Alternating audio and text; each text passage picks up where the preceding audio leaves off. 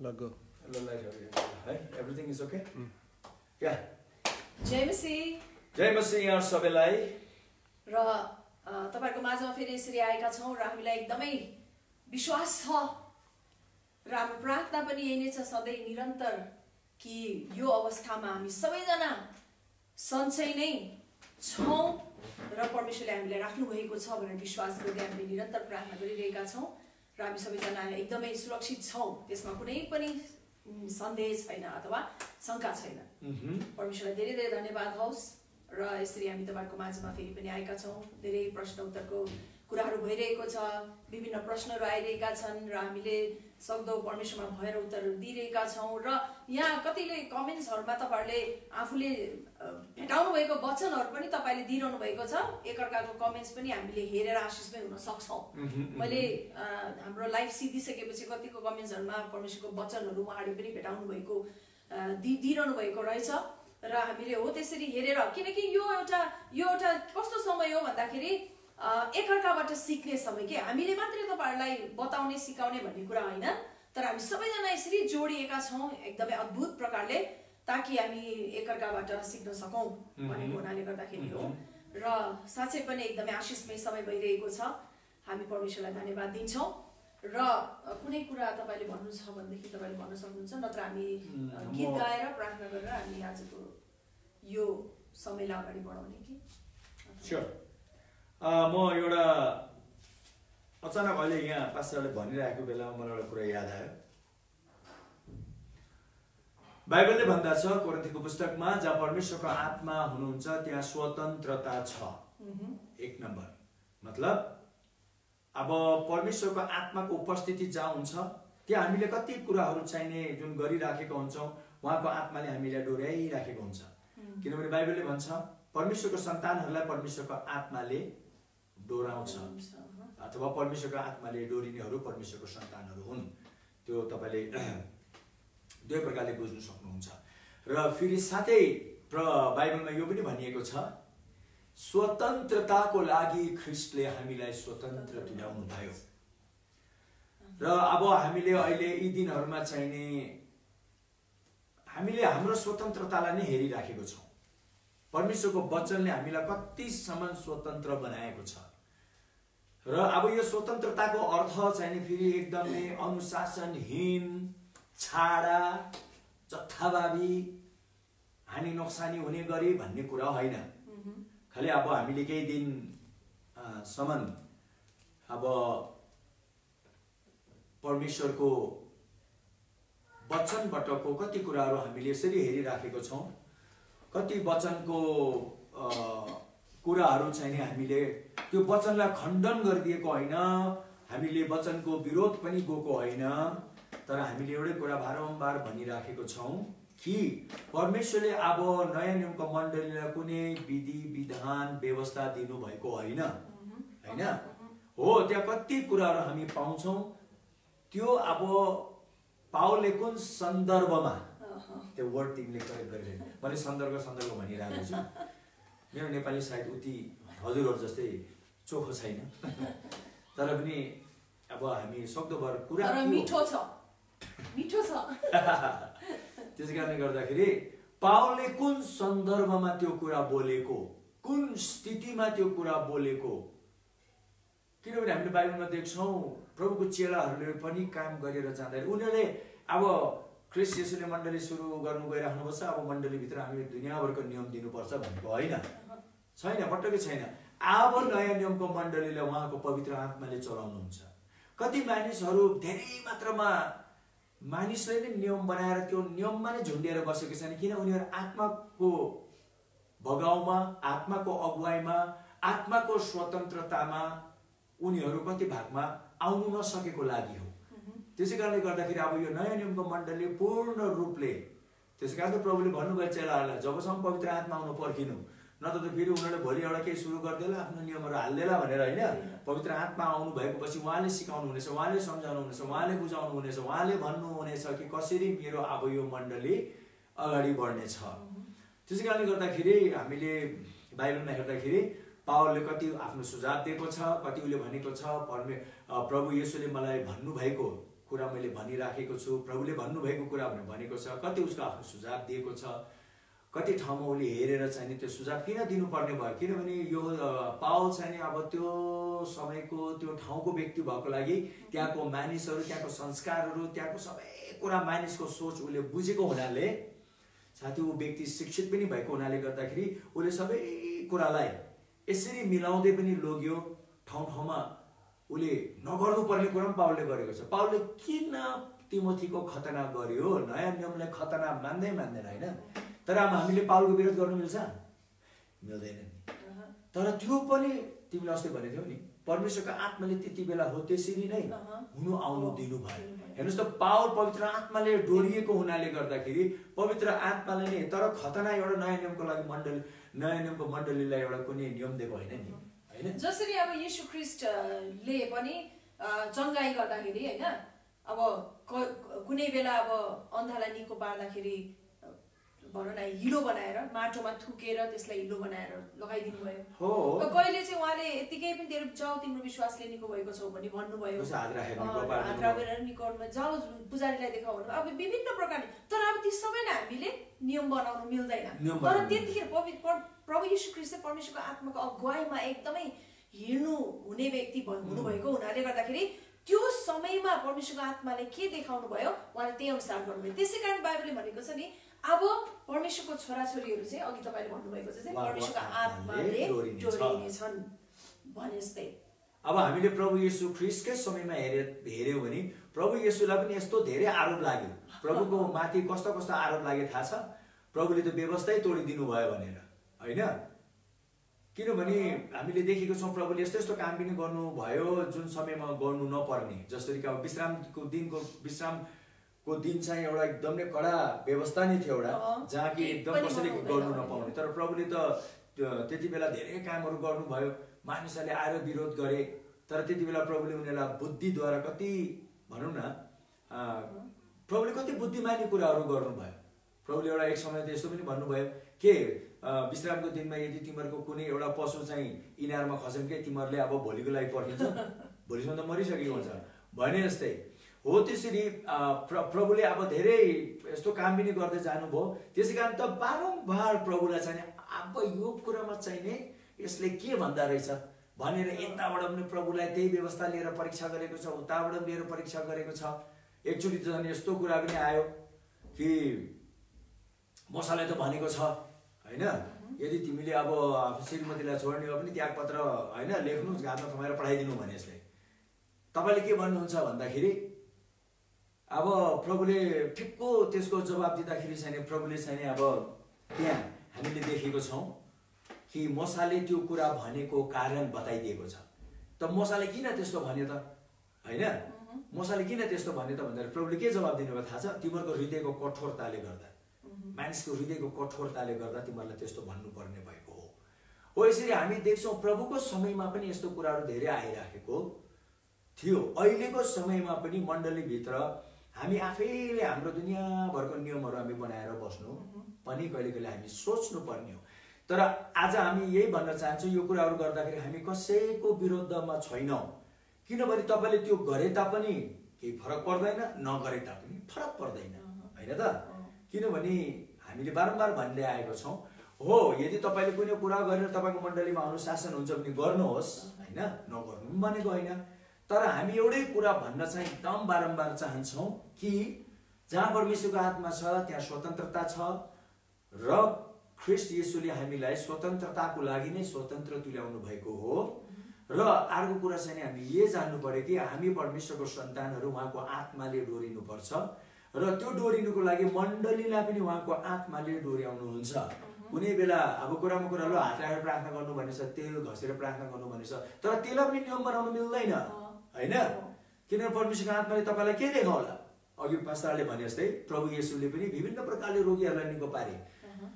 तर हामीले देखेको छौँ बाइबलमा फेरि कोही बिरामी छन् भने मण्डलीको ठुलाबडाहरूलाई अथवा एल्डर पास्टरको लिडरहरूलाई बोलाउनु, होइन, अब उनीहरूको माथि तेल राखेर प्रार्थना गरिदिनु अथवा हात राखेर प्रार्थना गरिदिनु, यो पनि छ। तर त्यसलाई पनि एउटा प्लिज एउटा विधि र विधान नबनाउनुहोस् भनेको, त्यहाँ पनि परमेश्वरको आत्माको अगुवाई चाहिँ हामी खोज्नुपर्छ। यहाँ एउटा कुरा मलाई यो भन्दाखेरि सायद स्पष्ट हुन्छ होला भन्ने जस्तो लाग्यो कि कस्तो भन्दाखेरि मण्डली पनि एउटा संस्था जस्तै नै एउटा अर्गनाइजेसन अथवा एउटा धेरैजना एक ठाउँमा जम्मा भएर केही गर्ने एउटा ठाउँ हो नि त हैन। हामी धेरैजना मिलेर विभिन्न विचार भएका व्यक्तिहरू विभिन्न पृष्ठभूमि भएका व्यक्तिहरू एक ठाउँमा भेला भएर हामीले त्यहाँ केही गरिरहेका छौँ र हुन्छौँ।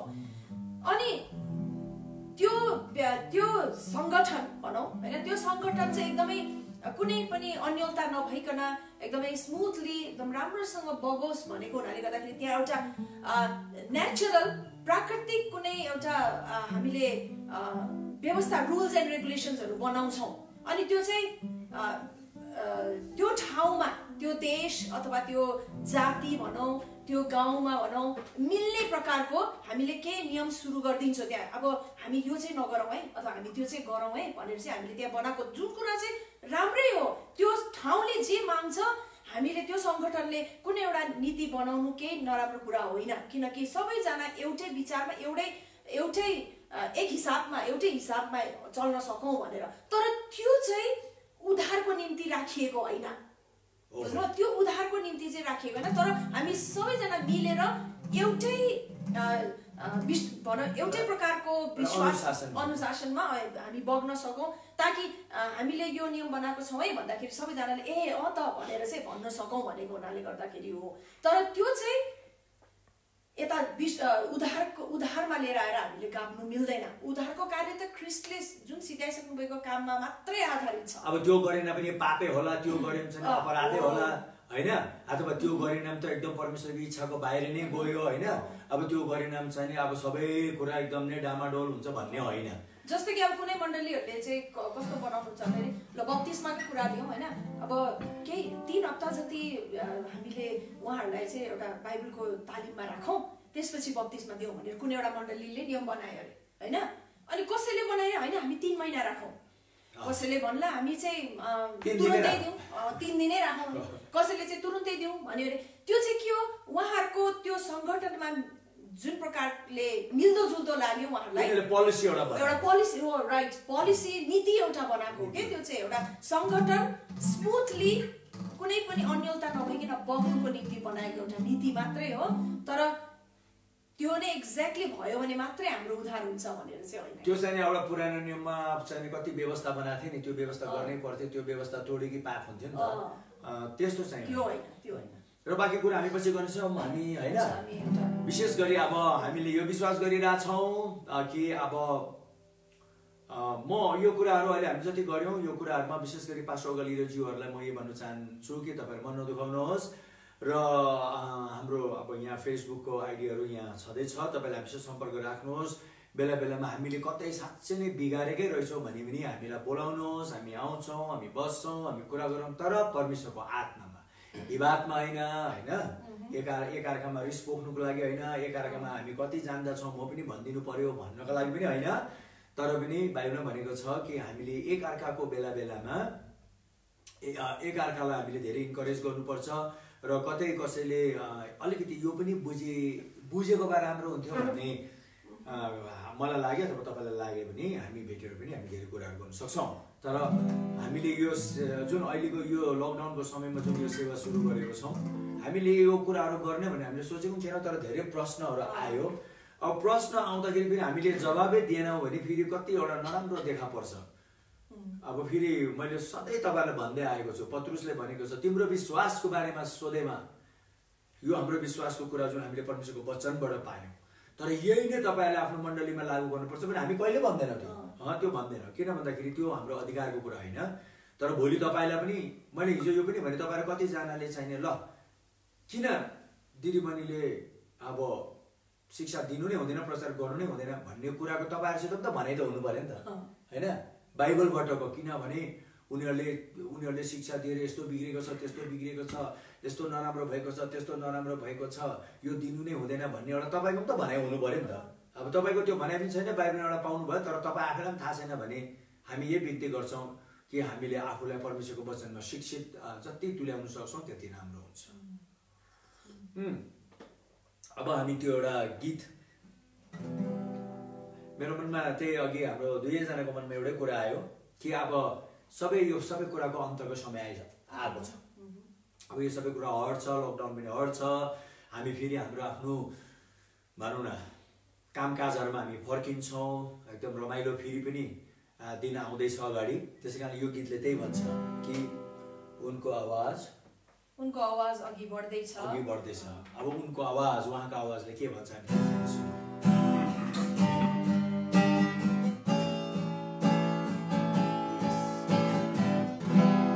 उनको आवाज अघि बढ्दैछ, प्रभु अद्भुत र महान छ, येशूजीको नाउँमा सबै छुट्दछ। प्रभु वचन हो प्रभु, अन्तको दिन नजिक आउँदैछ, उनको महिमाले विश्वभरि यो सबै नयन काप्छ, जसो उनले भन्छ। जेसुको भो रोक्न सक्दैन, स्वर्ग अब खोलिँदैछ, स्वर्ग अब खोलिँदैछ, स्वर्ग अब खोलिँदैछ, स्वर्ग अब खोलिँदैछ। प्रभुको आत्माले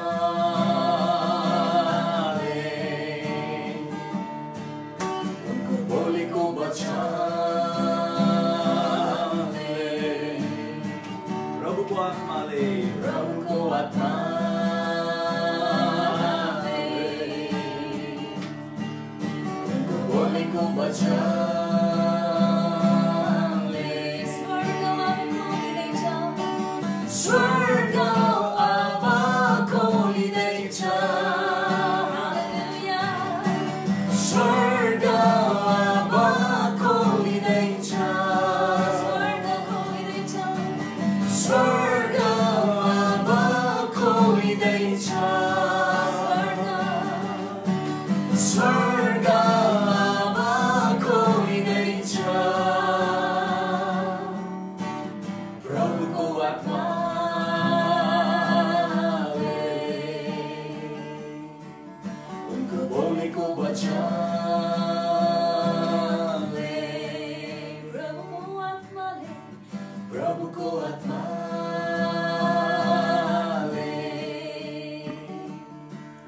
उनको बोलेको वचनले।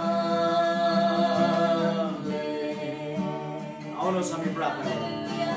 हालेलुया। प्रभु हामी तपाईँलाई धन्यवाद दिन्छौँ, तपाईँको महिमा गर्दछौँ, तपाईँको प्रशंसा गर्दछौँ, किनभने प्रभु तपाईँको आत्माले र तपाईँको वचनले सबै कुरा खोल्दैछ। ओ हालेलुया। प्रभु तपाईँलाई धन्यवाद, किनभने तपाईँ प्रभु अद्भुत हुनुहुन्छ। ओ सेगरे बिरानी हालेलुया। ओ लालाले ओ सेगरे हालेलुया। हालेलुया। अब प्रभुजी यो सबै कुराहरू हटेर तपाईँको न्याय अब पृथ्वीमा आउँदैछ। हामी फेरि सुरुबाट पनि हामी अझै एकचोटि जानेछौँ। उनको आवाज अघि बढ्दैछ, प्रभु अद्भुत र महान छ, येशूजीको नाउँमा सबै छुट्दछ, प्रभु वचन हो प्रभु, अन्तको दिन नजिक आउँदैछ, उनको महिमाले विश्वभरि यो सबै नरक काप्छ जसो उनले भन्छ जे सुरु भो रोक्न सकिँदैन स्वर्ग अब खोलिँदैछ स्वर्ग अब खोलिँदैछ स्वर्ग अब खोलिँदैछ नेपालको माथि आज स्वर्ग अब खोलिँदैछ केवल परमेश्वरको आत्माले प्रभुको आत्माले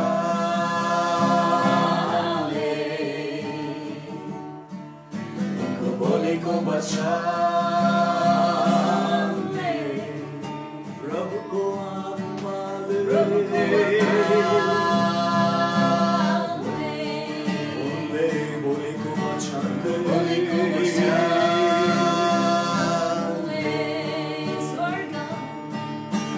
स्वर्ग अब खोलिँदैछ सबैले भन्नु स्वर्ग खोलिँदैछ स्वर्ग अब खोलिँदैछ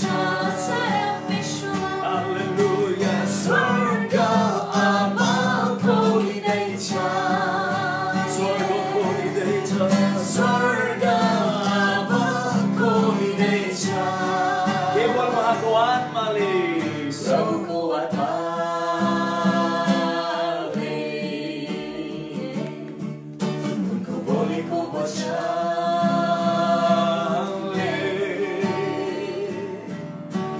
प्रभुको आत्माले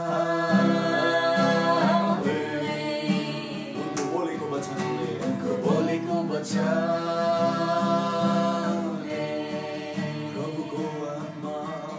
प्रभुको आत्माले न तो बलले न शक्तिले उनको बोलेको वचनले तर अब केवल परमेश्वरको आत्माले प्रभुको आत्माले उनको बोलेको वचनले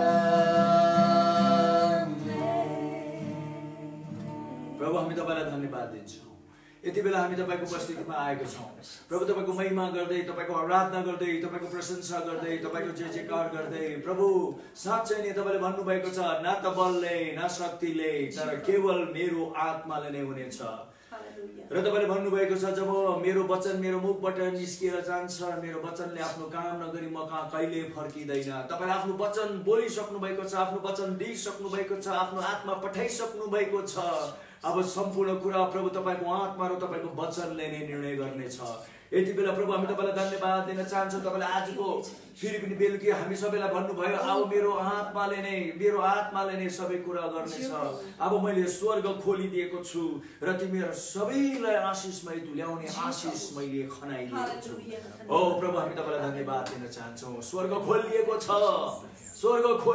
छ र प्रभु तपाईको योजना यो पृथ्वीको लागि अब यी अन्तिम दिनहरुमा बलियो गरी प्रभु आएको छ भन्छौँ हामी अब आएको छ र पृथ्वीले देख्नेछ थाहा पाउनेछ महसुस गर्नेछ अनुभव गर्नेछ र प्रभु तपाईलाई धन्यवाद दिनेछ किनभने तपाईको योजना जहिले पनि असल राम्रो सुन्दर हुँदछ र तपाईले भन्नुभयो माथिबाट आउने सम्पूर्ण तपाई प्रभुको आशीष असल हुन्छ सिद्ध हुन्छ त्यसैकारणले गर्दा आजको बेलुकी पनि फेरि तपाईले हामीलाई यहाँ भेला गराउनु भएको लागि हामी तपाईलाई धन्यवाद दिन्छौँ तपाईको महिमा होस् तपाईको आदर मान सम्मान होस् ख्रीष्ट येशूको नाममा आमेन हालेलुया हालेलुया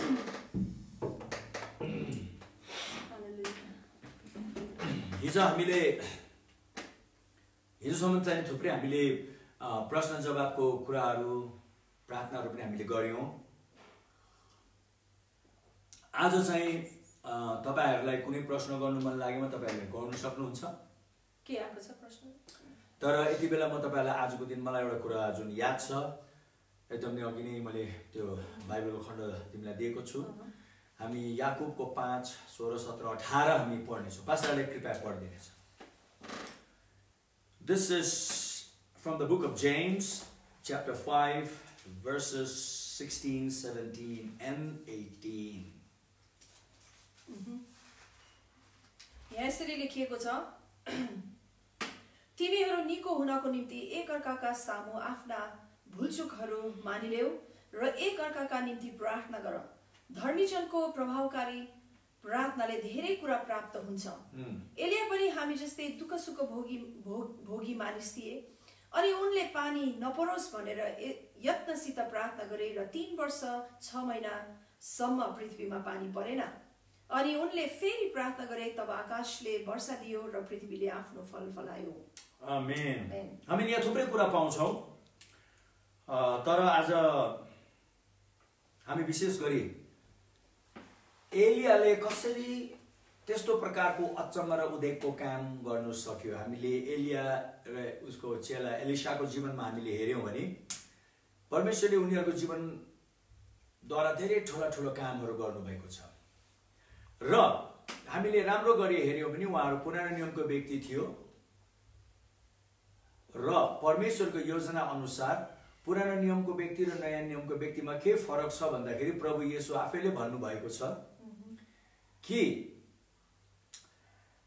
परमेश्वरको राज्यमा चाहिँ नयाँ नियमको व्यक्तिहरू चाहिँ पुरानो नियमको व्यक्ति भन्दा कति फरक छ भन्ने एउटा कुरा हामीले राम्रो गरी हेर्यौँ भने प्रभु येशूले आफै भनिदिनु भएको छ। एकदम त्यति बेला प्रभुले चाहिँ विशेष गरी योहन्नाको जीवनलाई लिएर के कुरा बताइराख्नु भएको थियो, किनभने योहन्ना पनि अन्तिम भनौँ योहन्ना पनि अब एउटा पुरानो नियमको अगमवक्ता थियो। तर प्रभुले के भन्नुभयो, योहन्ना चाहिँ स्त्रीहरूको गर्भबाट जति बच्चाहरू जन्मिए तिनीहरूभित्र सबभन्दा महान भनेको छ योहन्नाको बारेमा। तर परमेश्वरको राज्यमा चाहिने नयाँ गरी जन्मिने व्यक्तिहरू चाहिँ हैन ऊ भन्दा पनि कयौं महान छ भनेर प्रभुले भनिदिनु भएको छ है। Even the list in the kingdom of God is greater than जन द ब्याप्टिस्ट भनेको छ। एउटा साधारण भन्दा साधारण व्यक्ति जुन हामीले हेर्छौं नि, यो नयाँ नियममा जन्मेको व्यक्ति ऊ त साधारण भनेर हामीले हेरे तापनि प्रभु येशूले भन्नुभयो तर परमेश्वरको राज्यमा ऊ साधारण भन्दा पनि साधारण यो नयाँ गरी जन्मेको व्यक्ति चाहिँ योहन्ना बप्तिस्मा दिने योहन्ना भन्दा पनि अति महान भनेको छ। त्यसको अर्थ के हो भन्नाले प्रभुले यो देखाउन चाहनु भएको कि नयाँ नियमको व्यक्तिहरू पुरानो नियमको व्यक्तिमा कति फरक छ। आज मैले यो किन भन्न चाहे भन्दाखेरि हामीले बेला बेलामा पुरानो नियमको त्यो अद्भुत प्रकारले आश्चर्यक्रम गर्ने हामीले प्रेरितहरूलाई अगमवक्ताहरूलाई हैन त्यो समयको एकदम नै भनौँ न परमेश्वरको जनहरूलाई हामीले हेर्दाखेरि चाहिँ नि हामीलाई कहिले कहिले मनमा हामीले यो पनि कहिले कहिले विचार पनि गर्दैन, हामी सोच्दैनौँ कि परमेश्वरले अहिले जुन नयाँ योजना उहाँले नयाँ नियम भित्रबाट दिनुभएको छ त्यो नयाँ नियमको योजना अनुसार त उनीहरूभन्दा हामी कयौं महान। किनभने बाइबलले यो भन्छ पुरानो करार र नयाँ करारमा नयाँ करार चाहिँ पुरानो करार भन्दा कयौं महान भनेको छ। र हामी नयाँ करारको व्यक्ति, हामी नयाँ गरी जन्मिएको व्यक्ति हैन। अब यहाँ मैले एउटा कुरा तपाईलाई विशेष गरी आज के बताउन चाहे भन्दाखेरि अब एउटा परमेश्वरको पुरानो नियमको व्यक्ति चाहिँ एउटा नयाँ नियमको व्यक्ति भन्दा पनि उनीहरू परमेश्वरको योजना अनुसार, अब यो मैले भेदभाव गरेको होइन, परमेश्वरले भेदभाव गरेको होइन, तर पनि उहाँको भनौँ न त्यो काम र त्यो नियम अनुसार उहाँले यो दुईटा छुट्याएर देखाइदिनु हामीलाई लागेको। यो पृथ्वीमा हामी हुन्जेलसम्म यो दुईटाको फरकलाई हैन तिमीहरूले बुझ्नुपर्छ भनेर प्रभुले हामीलाई यो बताइराख्नु भएको छ कि अब पुरानो नियमको व्यक्तिहरू नयाँ नियमभन्दा कयौं तल भए तापनि उनीहरूले त्यत्रो महान कामहरू गरे, तर नयाँ नियमको व्यक्तिहरू चाहिँ परमेश्वरको योजना अनुसार कहाँ माथि गएर बसेको छ। तर अब नयाँ नियमको व्यक्तिहरूले त्यस्तो महान कामहरू चाहिने जुन प्रकारले गर्नुपर्ने हो उनीहरूले गर्नु सकि नराख्दाखेरि बेला बेलामा मलाई प्रभुले भन्नुभएको त्यो कुरा पनि याद आउँछ कि प्रभु येशू आफैले भन्नुभएको कि दिन आउनेछ तिमीले यो भन्दा पनि ठुलो गर्नेछौ।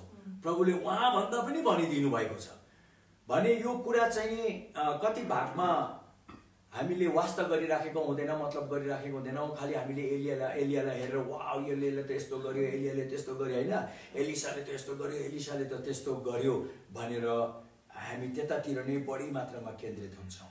तर आज चाहिँ म तपाईहरुलाई यहाँ के बताइदिन चाहन्छु भन्दाखेरि कि परमेश्वरले अब तपाईहरु मलाई चाहिँ यहाँ उहाँले के भन्नुभएको छ भन्दाखेरि यहाँ एउटा कुरा हामी यो प्रार्थनाको कुरा गरिराखेको हुनाले म यहाँ प्रार्थनामा लिएर आएर जोड दिन्छु कि एउटा धार्मिक जनको प्रार्थना चाहिँ कति जल्दो बल्दो र कति एउटा असर पार्ने यहाँ भनेको छ the fervent prayer of a righteous man has much power भनेको हैन। अब यहाँ हामीले हेर्यो भने एकदम नै ज्वलन्त धार्मिक जनको प्रार्थनामा धेरै शक्ति छ है।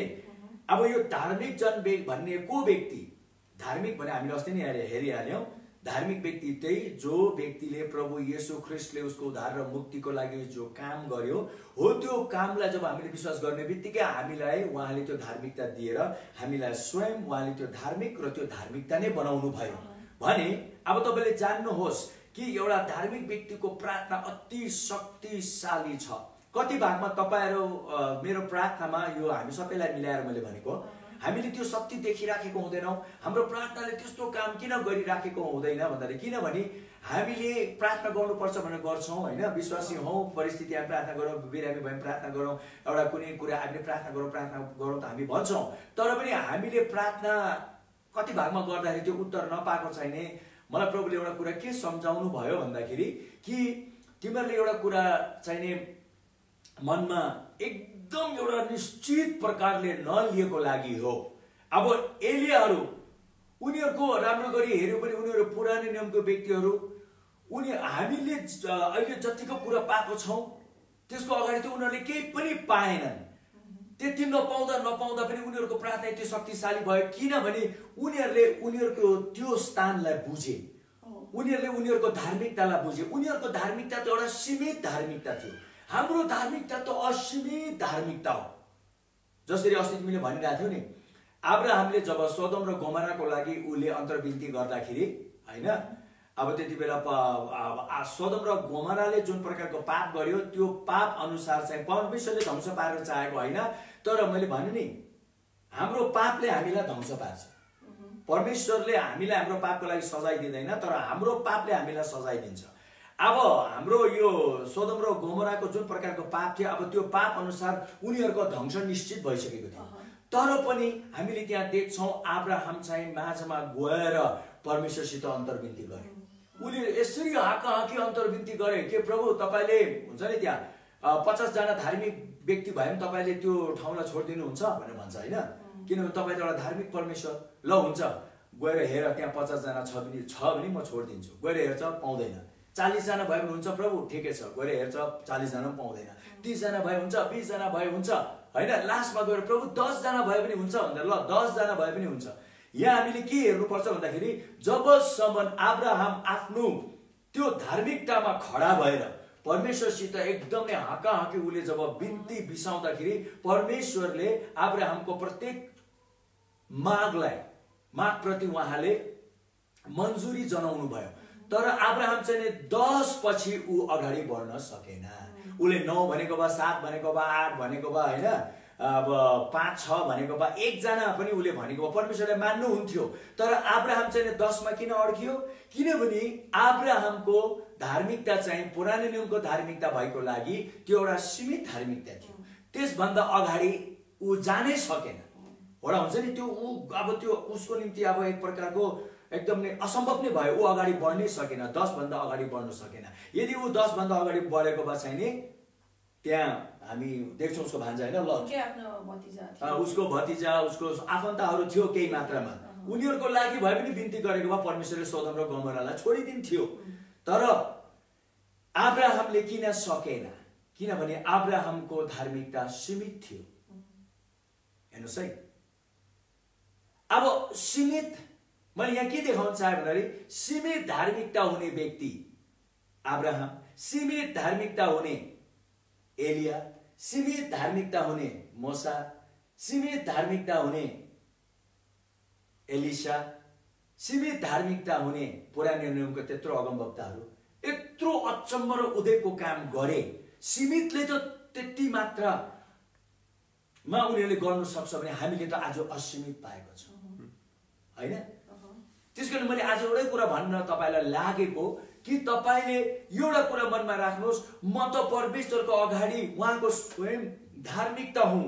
जब म खडा भएर जुन कुरा मान्छु त्यो त मेरो लागि 100% निसन्देह नै एकदम निश्चित छ भनेर तपाईँ खडा हुनु, जब तपाईँ हुनुहुनेछ म तपाईलाई भन्छु। तर जब तपाईँ धार्मिकतामा खडा हुँदाखेरि एउटा कुरा तपाईले जान्नुहोस्, अब कति भागमा हामी अघि गएको दिनहरूमा पनि हामीले यसको बारेमा धेरै मात्रामा हेर्यौं, तर एउटा कुरा सम्झाउँछु। हामीले धार्मिकता के हो भन्ने कुरा नजानेको लागि, तर हाम्रो गएको कति दिनहरूमा मैले तपाईलाई बताएँ कि त्यो स्थान हो जुन स्थानमा हामी एकदम साहसिलो भएर खडा हुन सक्ने, एउटा यस्तो स्थान हो जुन स्थानमा परमेश्वरसित खडा हुँदाखेरि अलिकति पनि दोषी महसुस नगर्ने, अलिकति पनि खिन्न महसुस नगर्ने, अलिकति पनि डर महसुस नगर्ने, अलिकति पनि कतैबाट पनि तपाईले आफूलाई निम्न पटक्कै नठानेर खडा हुन सक्ने त्यो स्थानलाई धार्मिकता भन्छ। धार्मिकता एउटा यस्तो स्थान हो जहाँ परमेश्वरले लिएर आएर तपाईँ र मलाई उहाँको बराबरीमा उभ्याइदिनु भएको छ। अब तपाईले जे माग गर्नुहुन्छ त्यहाँ खडा भएर परमेश्वरले तपाईको त्यो बिन्तीलाई निश्चय पनि उहाँले सुन्नुहुन्छ। किनभने यहाँ भनेको छ नि त, एउटा ज्वलन्त धार्मिक जनको एउटा ज्वलन्त प्रार्थना, मतलब धार्मिक जनको ज्वलन्तलाई मैले कुन हिसाबले लिएको छु, एउटा प्रकाश प्रभुले मलाई दिनुभयो। धार्मिकताको निश्चित प्रार्थना, ज्वलन्त केलाई भन्ने, धेरै कराकला ज्वलन्त भन्ने, उफ्रेको पाफ्रेकोलाई ज्वलन्त भन्ने हैन, एकदम ठुला ठुला शब्दहरू के भन्छ त्यसलाई, अब गहकिलो ठुलो गहकिलो ठुलो ठुलो भव्य शब्दहरू, ठुला ठुला एकदम गहकिलो शब्दहरू उच्चारण गरेर कराएर चिच्चाएर प्रार्थना गरेर त्यसलाई ज्वलन्त भन्ने। केलाई ज्वलन्त भने प्रभुले मलाई भन्नुभयो ज्वलन्त प्रार्थनाको अर्थ यही हो जो व्यक्ति त्यो स्थानमा निश्चित भएर खडा हुन्छ। तर हामीलाई त्यो निश्चित भएर हामी खडा हुन सक्दैनौँ कहिले कहिले, किनभने हामीलाई जहिले पनि हाम्रो कमी कमजोरीले सताउँछ नि। तर त्यो स्थानमा आउँदाखेरि तपाईले एउटा कुरा जान्नुहोस् कि तपाईँ सबभन्दा सिद्ध, तपाईँ सबभन्दा पूर्ण व्यक्ति, तपाईँ सबभन्दा पवित्र व्यक्ति, तपाईँ सबभन्दा निष्कलङ्क व्यक्ति, तपाईँ सबभन्दा निष्खोट व्यक्ति, परमेश्वर सरको एउटा व्यक्ति परमेश्वरसित खडा भएर उसले परमेश्वरलाई आफ्नो हृदयको कुरा जाहेर गरिरहेछ। त्यो भनेको ज्वलन्त प्रार्थना हो। That's what I received. तपाईको भूल गल्ती हो, ठिकै छ, कमी कमजोरी भूल गल्ती, हामी त्यतातिर परमेश्वरले हाम्रो जीवनमा काम गरिराख्नु भएको छ, त्यतातिर हामी काम गर्नुपर्छ। तर त्यसले तपाईलाई परमेश्वरको अगाडि हाँकाहाँकी आउनुबाट रोक्न सक्दैन। तर तपाईँ र मैले बेला बेलामा हो त्यो कुराले हामीलाई रोक्नु दिएको छ, हैन? त्यो रोक्नु दिएको छ, हामीले एउटा कन्डेम फिल गर्छौँ, दोषी फिल गर्छौँ। त्यसले कतिजनाले प्रार्थना गर्दा प्रभु म जस्तै पापी भनेर जान्छ, किनभने उसको दिमागमा त्यो पापले सताइरहेछ। म जस्तै अयोग्य व्यक्ति भन्छ, म जस्तै काम नलाग्दो व्यक्ति, प्रभु म जस्तै घिन लाग्दो व्यक्तिलाई छान्नुभयो, प्रभु म जस्तै दरिद्र व्यक्तिलाई छान्नुभयो। परमेश्वरको अगाडि गएर त्यस्तो शब्दहरू नबोल्नुहोस्। त्यो सबै एउटा धार्मिक उच्चारण हो, एउटा धार्मिक नम्रता हो। त्यो चाहिँ परमेश्वरको वचन अनुसारको नम्रता होइन। यो मानिसले धार्मिक प्रकारले आफूलाई त्यो होच्यायो भने परमेश्वरले मलाई स्वीकार्नुहुन्छ होला, ग्रहण गर्नुहुन्छ होला, मेरो प्रार्थना सुन्नुहुन्छ होला भन्ने त्यो होइन। त्यसलाई भन्छ अंग्रेजीमा इग्नोरेन्ट प्रेयर। इग्नोरेन्टलाई के भन्छ? अज्ञानताको भन्ने है, अज्ञानताको। के कुरामा अज्ञान भयो? यहाँ भने जस्तै धार्मिक जनको निश्चित प्रार्थनाले अथवा धार्मिक जनको निश्चित प्रार्थनामा धेरै शक्ति छ भनेको। जसरी कि अब तल भनिदियो एलिया हेर्नुहोस्, एलिया हेर्नुहोस्, ऊ पनि हामी जस्तै कमजोरी भनेछ नि त। मतलब हाम्रो पनि हाम्रो जस्तो भुल गल्तीहरू हुन्छ नि, पुरानो नियमको व्यक्तिहरूमा पनि त्यस्तो हुन्थ्यो हैन? तर उले प्रार्थना गर्दाखेरि पानी रोकियो, पानी पर्यो, आगो झर्यो। कसरी? म यसको तपाईलाई एउटा गोप्य रहस्यले बताइदिन्छु, त्यसपछि तिमीलाई के थप्नु मन छ थप, त्यहाँ हामी प्रार्थनामा जानेछौँ, हामी जानेछौँ एलियाले कसरी पानी झार्यो। आज म त्यसको गोप्य रहस्य तपाईलाई बताइदिन्छु। एउटा कुरा जान्नुहोस्, त्यति बेला अब मानिसहरू सबै संसारकै कुरालाई मान्न थाल्यो, संसारकै कुरालाई पुज्नु थाल्यो, सृष्टिकर्तालाई बिर्सेर संसारकै कुरालाई मान्नु थाल्यो, पुज्नु थाल्यो। एलियालाई साह्रै मन दुःख लाग्यो हैन? त्यहाँबाट एलिया बसेर परमेश्वरसित प्रार्थना गरिराख्नु। उसले भने प्रभु सबै गए म एक्लै छु भन्दाखेरि प्रभुले भन्नुहुन्छ होइन, अझै पनि अहिले पनि 7,000 जना छन् जसले होइन संसारको ती नचाहिँदो कुराहरूमा आफ्नो टाउको उनीहरूले झुकाएको छैनन् भनेर भन्यो। त्यहाँबाट अब हो त्यसरी अब एलियाको भित्र एकदमै अब म एक्लो छु भन्ने एउटा उसलाई जब महसुस भएर परमेश्वरसित प्रार्थना गरिराखेको बेलामा सधैँ तपाईँले एउटा कुरा जान्नुहोस्, एलियालाई परमेश्वरले उनको पुर्खाबाट कति कुरा भन्दै आइराखेको एलियालाई थाहा थियो। त्यो थाहा थियो उसलाई, उसलाई थाहा थियो परमेश्वरको प्रतिज्ञाहरू थाहा थियो। त्यहाँबाट एक दिन उसले परमेश्वरको त्यो प्रतिज्ञामा मनन गरिराखेको बेलामा ऊ कहाँ आयो थाहा छ? व्यवस्था 28 मा आयो। त्यही त, त्यहाँबाट उसले के मनन गर्यो भन्दाखेरि यदि तिमीहरूले मैले भनेको कुरा मान्यो भने सर्वप्रथम म तिमीहरूलाई तिमीहरूको पानी है तिमीहरूलाई पानी दिनेछु। किनभने पानी फेरि यो किन प्रभुले बढी मात्रामा पानीको कुरा गरे थाहा छ तपाईँले? मध्य पूर्वमा स्पेसली खाडी राष्ट्रहरूमा त्यो जहाँ मरुभूमि बढी त्यहाँ पानी चाहिने, अरे बापरे सबभन्दा महत्त्वपूर्ण पानीको लागि कति लडाइँ हुन्थ्यो। त्यस कारण बाइबलमा काटाकाट हुन्थ्यो, इनारको पानी, याकुबको इनार भन्ने यस्तो कथाहरू तपाईँले थुप्रै पाउनुहुन्छ। त्यहाँ पानी चाहिने सबभन्दा महत्त्वपूर्ण कुरा भएको लागि परमेश्वरले त्यो पानीको कुरा भन्नुभयो कि म तिमीहरूको पानीमा आशीर्वाद दिनेछु अथवा म तिमीहरूलाई पानी दिनेछु। त्यहाँबाट त्योभन्दा अगाडि चाहिने के भयो भन्दाखेरि फेरि यो पनि भनेको थियो कि यदि तिमीहरू परमप्रभुबाट तर्केर गएको खण्डमा फेरि हो त्यही कुरामा तिमीहरूलाई गाह्रो हुनेछ। म यो कुरा चाहिँ तपाईँलाई छोटकरीमा छिटो बताइदिन्छु। अब बाइबलको पदको कुनै प्रश्नहरू भने तपाईँले लेख्नु, म तपाईँलाई पछि दिन्छु, किनभने एकदम समय कम्ती भएको लागि हामी छिट्टो कभरअप गर्नु परेको छ। त्यो चाहिँ के हो भन्नाले प्रभुले भन्नुहुन्छ यदि मानेनौ भने पानी रोकिन्छ, मान्यौ भने पानी तिमीहरूलाई दिइनेछ भन्ने प्रतिज्ञा जब एलियाले पाए, त्यहाँबाट एक दिन त एलिया भित्र मनबाट ऊ धेरै प्रकारको उसलाई एक प्रकारको उदासी भइराखेको बेलामा किन सबै गयो भनेर ऊ बसिराखेको बेलामा उसले परमेश्वरलाई भन्छ प्रभु अब तपाईँले भन्नुभएको थियो यदि तपाईँको प्रजाहरूले मानेन भने तपाईँले पानी बन्द गरिदिनुहुन्छ भनेर भन्नुभएको थियो। अब तपाईँले भन्नुभएको भन्ने त्यो कुरालाई तपाईँले पुरा गर्नु पर्यो भनेर यता एकदम एलिया पुरा त्यो वचनप्रति ऊ अति भावुक भएर परमेश्वरको अगाडि खडा हुँदाखेरि उसको भित्रबाट त्यो प्रार्थना एउटा भावुकतामा जब निस्किन थाल्यो, उसको हृदयबाट निस्केको त्यो भावुकताको शक्तिले पानीलाई रोकिदियो। किनभने यहाँ भनेछ नि त एलियाले गर्दाखेरि उसको प्रार्थना भन्ने त्यो शब्दलाई तपाईँले के बुझ्नुहोस् भन्दाखेरि प्रार्थना चाहिने खालि हामीले बोलिराखेकोलाई प्रार्थना भन्दैन। प्रार्थना चाहिने हामीले एकदम बलियो गरी परमेश्वरले भन्नुभएको कुरालाई महसुस जब गर्न थाल्छौँ त्यसलाई भन्छ शक्तिशाली प्रार्थना। एलियाले एकदम भित्रबाट पानी रोकिनै पर्छ भन्ने महसुस गर्न थाल्यो परमेश्वरको अगाडि। उसको त्यो महसुसको भनौँ न भावना जब ऊ भावुक भएर महसुस गर्न थाल्दाखेरि उसको हृदयबाट त्यो भावुकता बाहिर निस्किएर पानी रोकिदिइहाल्यो। त्यहाँबाट फेरि पछि हेर्नुहोस् है, पछि जब अब यो कथा म छोटकरीमा भन्छु। अब परमेश्वरले एलियालाई भन्नुभयो अब इजरायलीहरूलाई भन्नु त्यो कार्मलको डाँडामा आउनुको लागि होइन, म उहाँ तिनीहरूसित जे गर्नुपर्ने म गर्नेछु भनेर परमेश्वरले भन्नुहुन्छ। सबै इजरायलीहरूलाई बोलाएर एलियाले कार्मलको डाँडामा लिएर आउँछ। कार्मलको डाँडामा लिएर आइसकेको पछि त्यहाँ हामीले दुईटा कुरा देख्छौँ। एउटा चाहिँ के देख्छौँ, मैले सक्दो छोटकरीमा भनिरहेको छु किनभने तपाईँलाई यो कथा थाहा छ।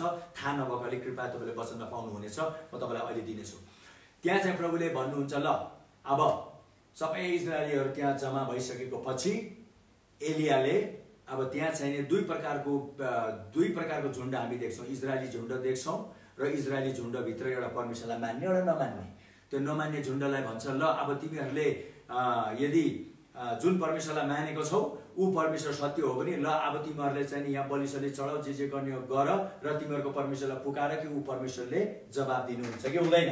उनीहरूले गर्छन्, वेदी बनाउँछन्, सबै त्यो वेदीको वरिपरि अब अर्कै परमेश्वरलाई मान्नेहरूले चाहिँ गर्नुपर्ने सबै गर्छन्, तर जवाब आउँदैन।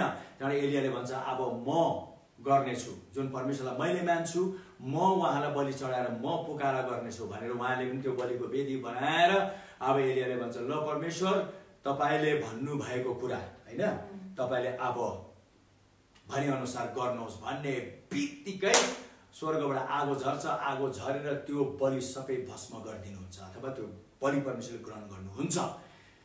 त्यसपछि के हुन्छ, इजरायलीहरूको मन फर्किन्छ परमेश्वरप्रति। त्यो मन फर्किने बित्तिकै एलियाले अर्को प्रतिज्ञा याद गर्छ। कुन चाहिँ प्रतिज्ञा? परमेश्वरले भन्नुभएको छ, यदि तिमीहरूको हृदयबाट तिमीहरू म कहाँ फर्किएको खण्डमा म तिमीहरूको पानीमा आशिष दिनेछु, मतलब म फेरि पानी तिमीहरूलाई दिनेछु। परमेश्वरले भन्नुभएको थियो। परमेश्वरले भन्नु भए तापनि परमेश्वरले त्यति बेला दिनुभएको थिएन। तर एलिया एउटा ठाउँमा जान्छ, गएर उसले आफ्नो दुईटा कान चाहिँ दुईटा कुइनाको माझमा राखेर उसले परमेश्वरको प्रतिज्ञालाई याद गर्न थाल्छ। याद गर्दा गर्दा गर्दा एकदम भावुक हुन्छ ऊ। त्यति बेला उसको दासले आएर भन्छ, के गर्नु हजुर भन्दा, तिमी जाऊ त्यो पहाडमाथि गएर हेर कहीँ अब त्यो पानी पर्ने स्थिति सुरु हुँदैछ कि छैन। दास जान्छ, हेर्छ, फर्केर आउँछ र भन्छ, हजुर केही पनि छैन। फेरि जाऊ भन्छ।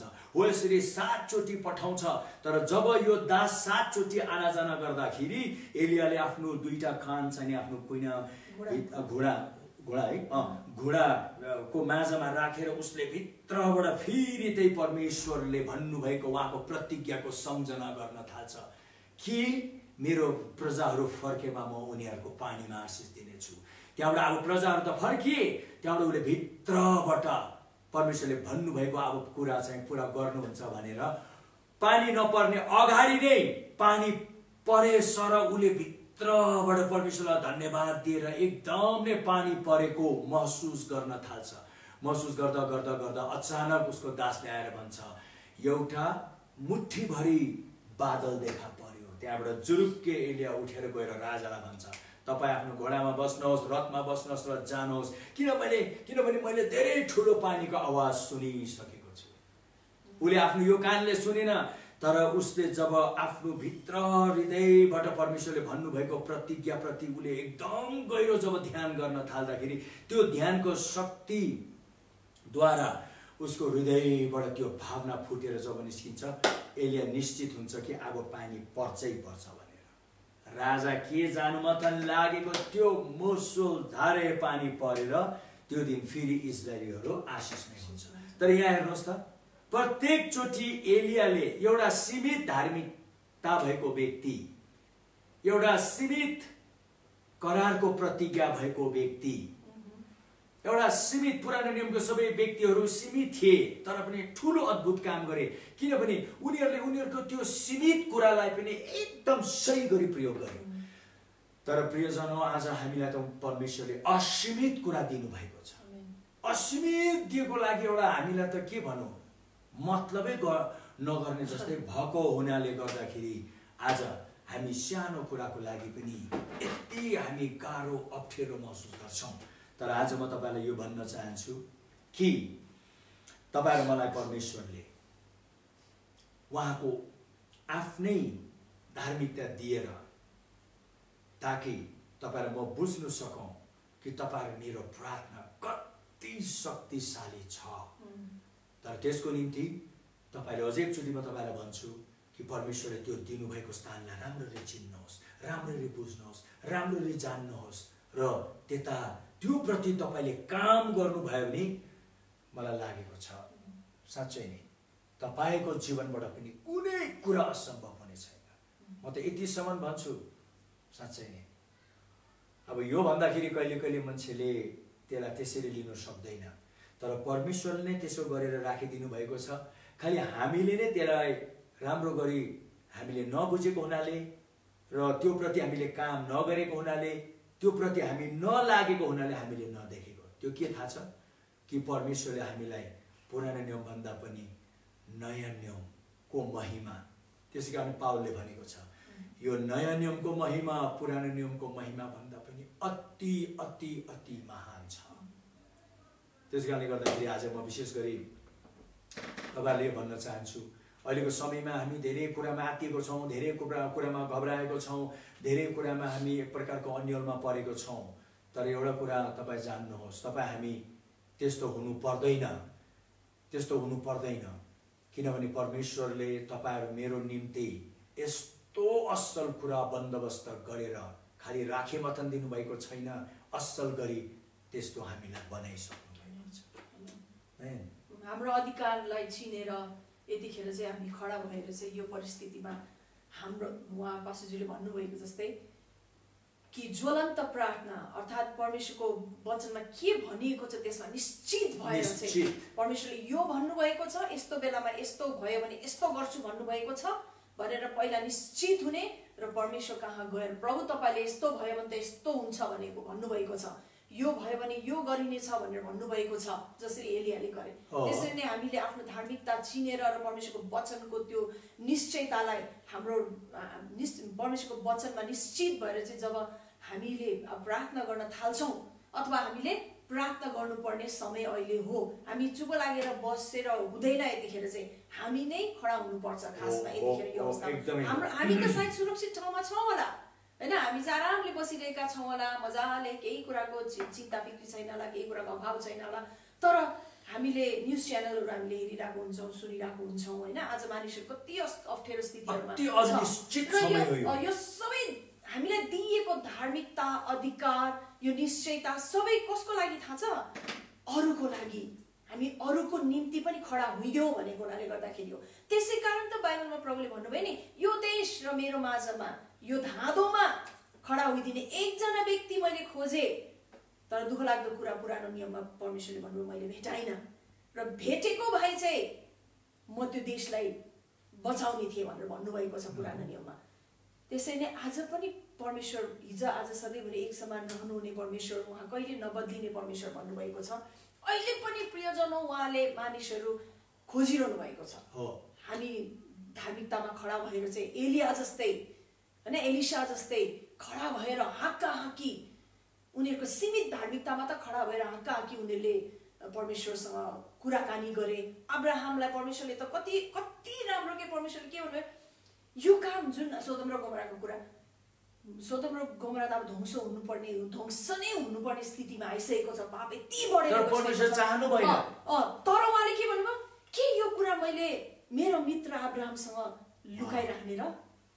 हेर्नु त संसारको एउटा साधारण मान्छे हो नि हैन, तर परमेश्वरले कति माथि स्थानमा एउटा मानिसलाई राख्नु भएको त्यहाँ देख्छौ के मैले मेरो मित्र अब्राहमबाट यो कुरा लुकाउने, उसँग कुराकानी नगरिकन, छलफल नगरिकन म गर्ने यो? फेरि किनभने यहाँ यस्तो छ के परमेश्वर यति दयालु, यति कृपालु। अब सदोम र गमोरा भनौँ उनीहरू एउटा यस्तो स्थानमा आइसकिसकेको थियो कि अब उनीहरू ध्वंसै हुनुपर्ने, तर परमेश्वरले त गर्न चाहनु भएन। किन परमेश्वरले त कहिले गर्नुहुन्न? त्यहाँबाट परमेश्वरलाई थाहा थियो मैले उसलाई के अरे अब्राहमलाई मेरो धार्मिकता दिएको छु, अब ऊ मेरो अगाडि आएर उसले होइन उसले मध्यस्थ गरेको खण्डमा अब सदोम र गमोरालाई मैले होइन अब्राहमले बचाउन सक्नेछ भनेर अब्राहमसित परमेश्वर छलफल गर्न जाँदाखेरि अब्राहम त खडा भए, तर एउटै कुरा दुःख लाग्दो कि 10 पछि अब्राहम अगाडि बढ्न सकेन, किनभने उसको धार्मिकता सीमित भएको लागि।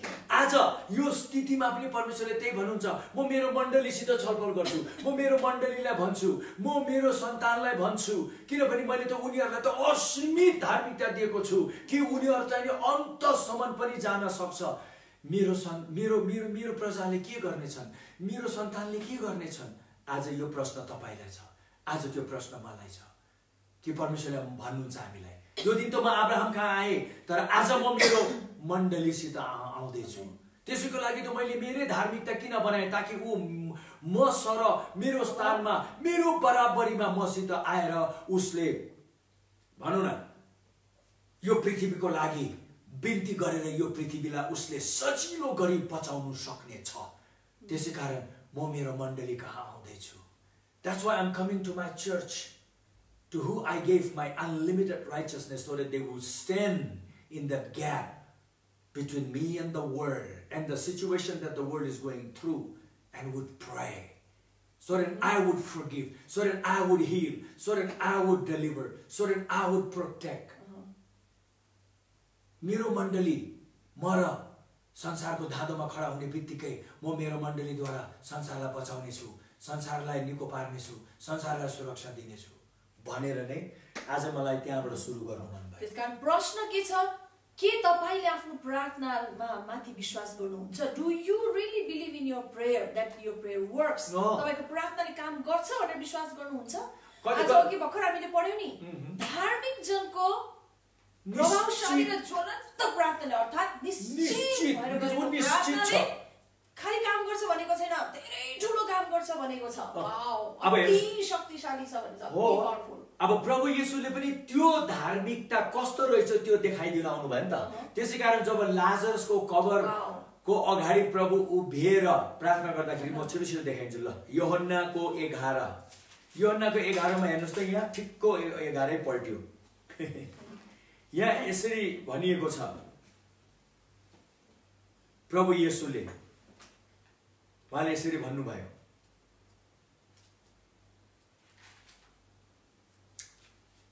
वाउ, सुन्नुहोस् है। पिता, म तपाईलाई धन्यवाद दिन्छु किनभने तपाईले सधैँ मेरो सुन्नुहुन्छ। वाउ, र तपाईले सधैँ मेरो सुन्नुहुन्छ भन्ने कुरामा म निश्चित छु। तर आज मैले यो भनिराखेको छु यिनीहरूको खातिर जो वरिपरि यहाँ उभिराखेको छन्, हैन, ताकि यिनीहरूले विश्वास गरून् कि तपाईले मलाई पठाउनु भएको हो। मलाई पठाउनु भएको हो, किन लाजरसलाई बरु उठाउनु भनेको होइन। तपाईले मलाई पठाउनु भयो ताकि मद्वारा तपाईले सारा संसारलाई परमेश्वरको अगाडि हामीले कस्तो एउटा धार्मिकता प्राप्त गरेको रहेछौँ कि पिताको अगाडि हाँकाहाँकी खडा गरेर, पिता तपाईले सधैँ मेरो सुन्नुहुन्छ, पिता मलाई थाहा छ तपाईले मलाई माया गर्नुहुन्छ, पिता मलाई थाहा छ तपाईले मेरो एउटा शब्द पनि नकार्नु हुँदैन, पिता मलाई थाहा छ भन्ने हो। यो जुन प्रकारको आँट भन्छ नि प्रार्थनामा, यो प्रकारको निश्चयता जुन छ नि प्रार्थनामा, त्यसलाई भन्छ धार्मिकता। प्रभु येशू ख्रीष्टले चाहिने एउटा मानिस, प्रभु येशू ख्रीष्ट एउटा मानिस भएर जन्मिएर त्यो धार्मिकताको प्रदर्शन गरिदिनु भएको, त्यो स्थानको जुन स्थान तपाईले पनि प्राप्त गर्नु भएको छ।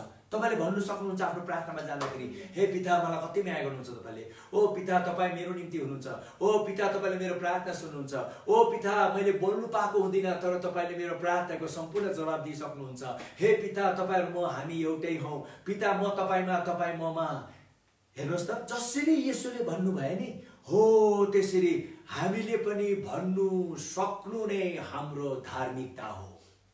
हेर्नु त, तर अघि तिमीले भने जस्तै कति मान्छे आफ्नो प्रार्थनामा किन निश्चित हुँदैन, किनभने उसलाई थाहा छैन, हो कि उसलाई थाहा छैन। कति भागमा उसलाई थाहा नभएको कारण उसले परमेश्वरको प्रतिज्ञाहरूमा समय बिताउँदैन। तपाईले के गर्नुपर्छ थाहा छ? तपाईले आफ्नो हृदयलाई निश्चित तुल्याउनु पर्छ। खालि मलाई थाहा छ म विश्वास गर्छु भनेर हुँदैन, तर तपाईले परमेश्वरको वचनमा यसरी मनन गर्नु पर्यो जबसम्म त्यो वचन वास्तविक भएर तपाईको हृदयलाई निश्चित तुल्याउँदैन। जुन दिन तपाईको हृदय निश्चित हुन्छ, तपाईँ पनि येशू जस्तै खडा भएर भन्नुहुनेछ। वाह, तेरो सानो थिङ। हामी अब प्रार्थनामा एकछिन कुनै प्रश्न छ अथवा प्रार्थनाको विषय के छ भनेदेखि हामी त्यसलाई लिएर हामी अगाडि बढौँ, नत्र हामी प्रार्थना गरौँ। हामी प्रार्थना गरौँ यति बेला। र अहिले हामीले प्रार्थना गर्दाखेरि विशेष गरी एउटा कुरालाई चाहिँ हामी धेरै ध्यानमा राखेर प्रार्थना गरौँ कि प्रार्थनामा आफूलाई खोजौँ, प्रार्थनामा आफूलाई हेरौँ, प्रार्थनामा आफूलाई सोधौँ कि साँच्चै नै आज कोरोना भाइरसको कुरालाई लिएर त यति निश्चित है। हेर्नु त यो कुरामा नकारात्मक कुरामा हामी कति छिटो निश्चित किन बुझेको लागे निश्चित एकैछिनमा विश्वास बढेर कहाँ पुग्छ नकारात्मक कुरामा त। कोरोना भाइरस प्रतिको कुरामा त हामी यति निश्चित छौँ, तर परमेश्वरको कुरामा हामी त्यसरी निश्चित भएको भए धार्मिक त भइसक्नु भयो। अब एउटै काम गर्नु पर्यो, ज्वलन्तको अर्थ निश्चित प्रार्थना। मैले खालि मुख खोल्नु पर्छ, एन्ड आई नो द्याट मलाई थाहा छ, यो थाहा छ कि मलाई थाहा छ। कसरी? यो आज कति ठुलो एउटा प्रश्न। मेरो नाउँ सारा हो भन्ने प्रकारले म जति निश्चित छु त्यसरी नै परमेश्वरको कुरामा निश्चित हुनु पर्यो हैन। अब कोरोना भाइरसको कुरामा सुरुमा के आयो रे हैन, सुरुमा चाहिँ नि अब त्यसको सिम्पटमहरु कुरा गर्दा यस्तो हुन्छ रे, त्यस्तो हुन्छ रे, उति यस्तो हुन्छ रे, टाउको दुख्छ रे, ज्वरो आउँछ रे, खोकी आउँछ रे, सुक्खा खोकी आउँछ रे भन्छ नि। त्यहाँबाट अहिले त झनै त्यसको बारेमा कति कुरा आइरहेछ हैन। हामी चाहिँ कोरोना भाइरसलाई लिएर त एकदम अपडेटेड डिग्री हासिल गर्यो, कोरोना भाइरसमा त पुरा डिग्री हासिल गरेको सकेको छौँ हैन। तर परमेश्वरको सुरक्षाको कुरालाई लिएर खालि परमेश्वर, मैले भने नि कहिले पनि परमेश्वरको कुरालाई त्यो एउटा सामूहिक रूपमा मोटामोटी हुन्छ नि नलिनुहोस्। तपाईँ व्यक्तिगतमा त्यो कुरालाई चाहिँ नि थाहा पाउनुहोस्, व्यक्तिगतमा त्यो कुरामा डुब्नुहोस्, व्यक्तिगतमा त्यो कुरामा तपाईँ चुर्लुम्मै हुनुहोस्। अरू कसैलाई भन्नु परेन तपाईँले, तर तपाईँको हृदयले, त्यसले बाइबलमा भन्छ नि यदि तिम्रो हृदयले तिमीलाई खिन्न तुल्याएको छैन भने हैन, if your heart doesn't condemn you, तपाईँको हृदयले यदि तपाईँलाई खिन्न, अब कुरामा कुरा परमेश्वरको सुरक्षाको कुरालाई लिएर परमेश्वरले गर्नुहुन्छ अथवा गरिसक्नु भएको भन्ने कुरालाई लिएर हामी निश्चित नभएकोलाई त्यो कुरा हुँदा हामी खिन्न हुन्छौँ, हामी डराउँछौँ, हामी अनिश्चित हुन्छौँ, हामी घबराउँछौँ, हामी चिन्ता गर्छौँ। त्यस्तोले भरिएको छ क्या हृदय हैन। हेर्नुहोस् कतै जानु परेन, हाम्रो हृदयले हामीलाई कन्डेम गरिराखेको हुन्छ, किन बताइदिइरहेको हुन्छ। मतलब हाम्रो हृदयले हाम्रो अवस्थालाई बताइदिइरहेको हुन्छ कि कतै जानु परेन सुन्नु। यही तपाईँको हृदयले तपाईँलाई निश्चित, दिमागले निश्चित गराउँदैन, हृदयले गराउँछ। त्यसले गर्दाखेरि साँच्चै नै तपाईँ कति मात्रामा निश्चित हुनुहुन्छ भन्ने कुरा एकैछिन आफ्नो हृदयसित बातचित गर्नुहोस्, आफ्नो हृदयलाई सोध्नुहोस्, आफ्नो हृदयलाई झाँकेर हेर्नुहोस्। छैन भने होइन म यसरी बसेर हुँदैन, म मेरो हृदयलाई परमेश्वरको सुरक्षा, सङ्घाइ, छुटकारा अथवा के चाहिन्छ हो त्यो कुरालाई लिएर म मेरो हृदयलाई निश्चित तुल्याउँछु। त्यसै कारण परमेश्वरले भन्नुभयो हे मेरो छोरा, हे मेरो छोरी, मेरो वचनमा ध्यान गर, मनन गर भने। किन? तिमीले मेरो वचनमा ध्यान गर्दा मनन गर्दा डुब्दा डुब्दा के हुन्छ? तिम्रो हृदय निश्चित हुन्छ। हुन्छ कि हुँदैन? हृदय निश्चित हुन्छ। त्यो हृदय जब एकचोटि निश्चित हुन्छ नि, पुरानो नियमको व्यक्तिहरू मलाई एउटा कुरा के राम्रो लाग्यो थाहा छ? जब सद्रक मिशक अबेदनेगोलाई आगोमा फाल्ने समय आयो, उनीहरू झुकेनन्, उनीहरू डराउनु पनि डराएनन्, उनीहरू घबराउनु पनि घबराएनन्। किनभने पुरानो नियमको व्यक्तिहरू परमेश्वरले दिनुभएको वचनलाई चाहिँ नि उनीहरूले बापरे बापरे, त्यसकारण प्रभुले भन्नुभयो होइन, मेरो वचनमा रात दिन मनन गर, मेरो वचनको माला बनाऊ, मेरो वचनको अब कमरपेटी बनाऊ, मेरो वचनको बाला बनाऊ, मेरो वचन तिम्रो ढोकामा राख, मेरो वचन होइन तिम्रो भित्तामा कोर, उड्दाखेरि मेरो वचनको बारेमा भन होइन, हेर्दाखेरि मेरो वचनको बारेमा भन, तिम्रो बाल बच्चाहरूसित बस्दाखेरि मेरो वचनको बारेमा भन। त्यो परमेश्वरले त्यति किन भनेको? ताकि त्यो सबै कुरा एकचोटि तिम्रो हृदयमा, ती कुरालाई लिएर तिम्रो हृदय निश्चित भएको पछि बस सद्रक मिशक अबेदनेगो घबराएनन्, तिनीहरूले त्यो आगो तन्काइदियो, अब त्यसमा फालिनेछ भने फाल्ने भाइ फाल्नु भने यति निश्चित फाल्यो, आगोमा फाल्यो। तर आगोमा 3 जना फालेको थियो, राजाले यसरी हेर्दा त 4 जना पो देखियो, चौथो चाहिँ परमेश्वरको पुत्र जस्तै छ। हेर्नुहोस् त, स्वयं प्रभु येशू ख्रिस्ट त्यति बेला त्यो आगोको भट्टीमा 3 जनासित गफ गरिरहनु। वाउ, त्यो निश्चित। एउटै कुरा गर्नुहोस्, म हात जोडी बिन्ती गर्छु तपाईँको हृदयलाई प्लिज निश्चित तुल्याउनुहोस्। हृदय त्यो अचम्म तपाईँले भन्दा भन्दै मलाई त्यहाँनिर के एउटा त्यो पोइन्ट आउट प्रकाश आयो तिमीलाई। त्यहाँ त्यो राजा अन्य जाति थिए होइन, परमेश्वरको भन न बाइबल पढेको व्यक्ति पनि होइन, यो कति रमाइलो। तर उसले चौथो व्यक्तिलाई परमेश्वरको पुत्र भनेर पुरानो नियममा चिन्यो क्या। प्रकाश पायो त्यो राजाले, अन्य जाति राजाले येशूलाई यीशु भनेर चिन्यो। फेरि थाहा छ दनियल, त्यही राजाले होइन, दनियलको समयमा दनियललाई जब बाको खोरमा फालिएको थियो, राजा त रातभरि सुत्नु सकेन, बिहान उठ्ने बित्तिकै गएर उसले के भन्ने थाहा छ? मलाई थाहा छ तिम्रो परमेश्वरले तिमीलाई बचाउँछ। त्यो अन्य जाति राजा निश्चित थियो कि दानियलको परमेश्वरले दानियललाई बचाउँछ। किन? दानियलसित कुरा गर्दाखेरि दानियलले राजालाई उसको परमेश्वर प्रतिको निश्चयता बोल्थ्यो। They spoke the surety. र बाइबलले भन्छ विश्वास नदेखेको कुराको निश्चयता हो। उनीहरूले त्यही त उनीहरूले परमेश्वरलाई विश्वास गरेको पारा देखेर तरिका देखेर है अन्य जातिहरूले पनि उनीहरू पनि घबराउँथे के उनीहरूले त भनेर के उनीहरूको त्यसै कारण त त्यसपछि के भन्यो दानियलको पछि दानियलको त्यो राजाले भन्यो अबदेखि सबैले दानियलको परमेश्वरलाई मान्ने छ मेरो राज्यमा। हेर्नुहोस् त अब यो पुरानो नियमको व्यक्तिहरू हामीले जसको बारेमा कुरा गरिरहेका छौँ नि उनीहरूको सबै कुरा सीमित थियो। पर्सेन्टेजमा नापिदिन्छु ल, उनीहरूलाई 10% थियो भने हामीलाई 100% छ। हामीलाई त 90% बढी यो परमेश्वरले पक्षपात गरेको होइन। उत्तम करारमा छौँ भनेको छ नि त। नयाँ करार चाहिँ पुरानो करार भन्दा अति नै उत्तम करार भनेको छ नि त।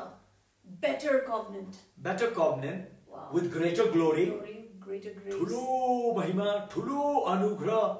ओरे बाप रे बाप रे। त्यसै कारणले गर्दाखेरि प्रियजन हो आज हामीले चाहिँ यस्तो कुरा प्राप्त गरेको छौँ, हामी त्यसमा निश्चित हौँ।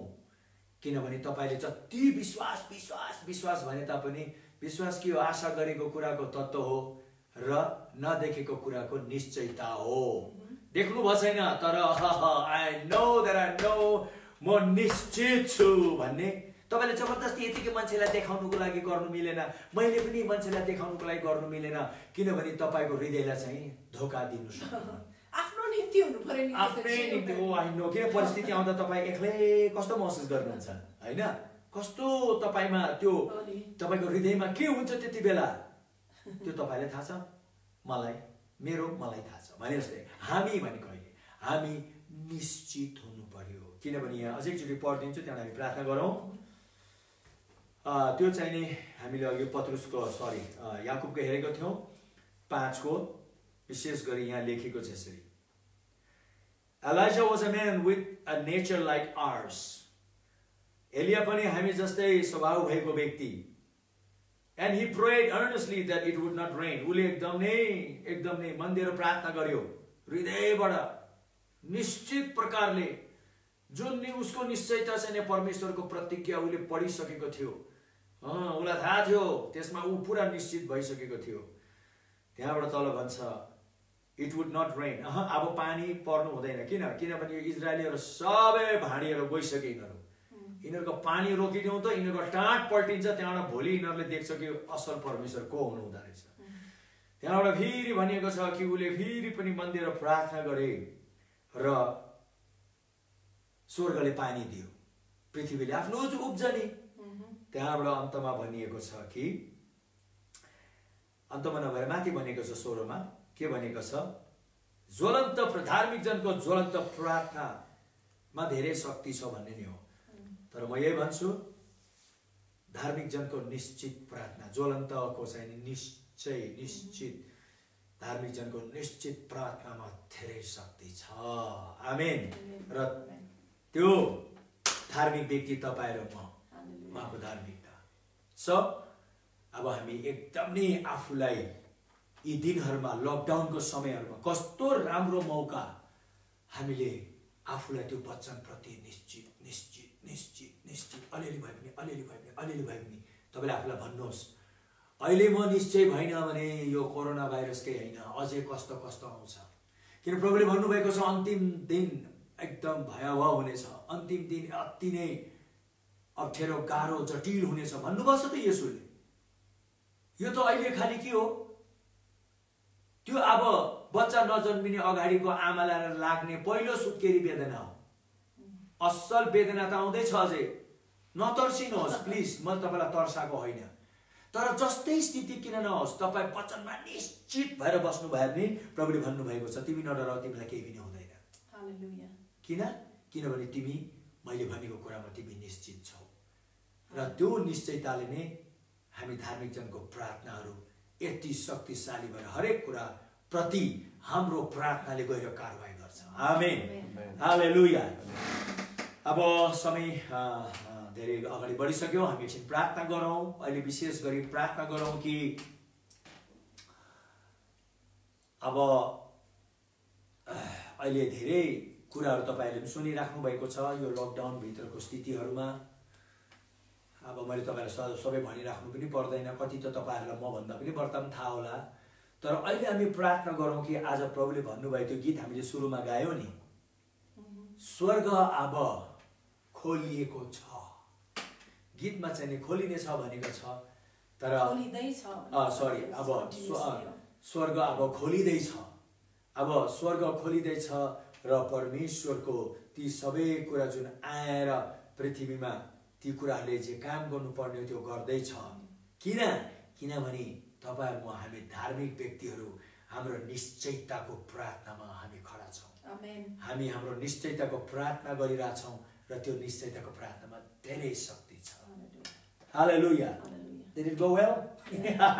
आज प्रश्न पनि आएको छैन है, केही छैन। आज हामीले प्रार्थनाकै कति वचनहरू हामीले हेर्यौं र अन्त सायद आज हाम्रो अन्त पनि समय भइसकेको छ। हामी प्रार्थना गरौँ। आजको दिन चाहिँ हामी यही नै राख्नेछौँ र प्रश्नहरू तपाईहरु नहिचकिचाउनुहोस्, प्रश्नहरू तपाईले राख्नुहोस्। प्रश्नहरू तपाईले दिनुभएको प्रश्नको उत्तर तपाईले पाइरहनु भएको छ कि छैन त्यसको प्रतिक्रिया पनि तपाईहरुले जनाउनुहोस् हैन।